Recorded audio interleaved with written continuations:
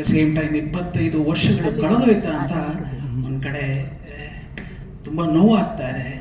ಯಾಕೆ ಅಂತಂದರೆ ಎಡಭಾಗದಲ್ಲಿ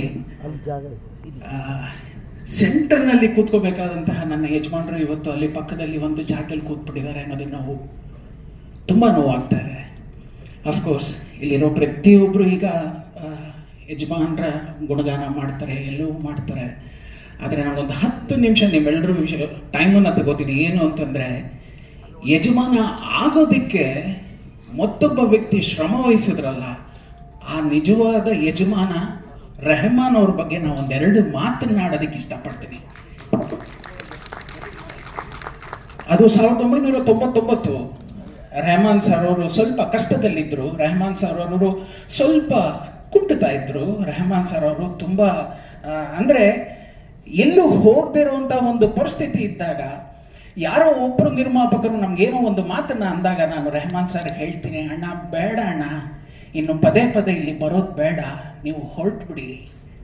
ರೆಹಮಾನ್ ಸರ್ ಹೊರಡ್ತಾರೆ, ರೆಹಮಾನ್ ಸರ್ ನೋವು ಇಟ್ಕೋತಾರೆ, ರೆಹಮಾನ್ ಸರ್ ಕಣ್ಣಲ್ಲಿ ನೀರಿಟ್ಕೊಂಡು ಹೊರಟೋಗ್ತಾರೆ. ತದನಂತರದ ದಿನಗಳಲ್ಲಿ ರೆಹಮಾನ್ ಸರ್ ಅವರು ಫೋನ್ ಬರುತ್ತೆ. ಏನು ಅಂತಂದರೆ, ರವಿ, ಅದೊಂಥರ ತುಂಬನೇ ಒಂಥರ ಒಂದು ಅದೇನೋ ಮಾತೃವಾತ್ಸಲ್ಯದ ಕೂಗು ಅವ್ರದ್ದು.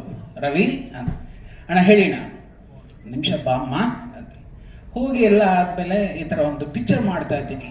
ತುಂಬ ಖುಷಿಪಟ್ಟೆ. ಪ್ರಾಯಶಃ ರೆಹಮಾನ್ ಅವ್ರು ಖುಷಿ ಪಟ್ಟರಲ್ಲ. ಕಾರಣ ಏನು ಅಂತಂದರೆ, ಅವರು ಅಲ್ಲಿವರೆಗೂ ಕಣ್ಣಲ್ಲಿ ನೀರು ಹಾಕ್ತಾ ಇದ್ರು, ಅವತ್ತು ಕಣ್ಣಲ್ಲಿ ನೀರು ಹಾಕ್ತಾ ಇದ್ರು. ತದನಂತರ ಸಕ್ಸಸ್ ಆದಮೇಲೆ ನಗಣ ಅಂತ ಅವತ್ತು ಅವರು ನಗ್ತಿರ್ಲಿಲ್ಲ. ಆದರೆ ನಾನು ನಗ್ದೆ, ನಾನು ಸಂತೋಷ ಪಟ್ಟೆ.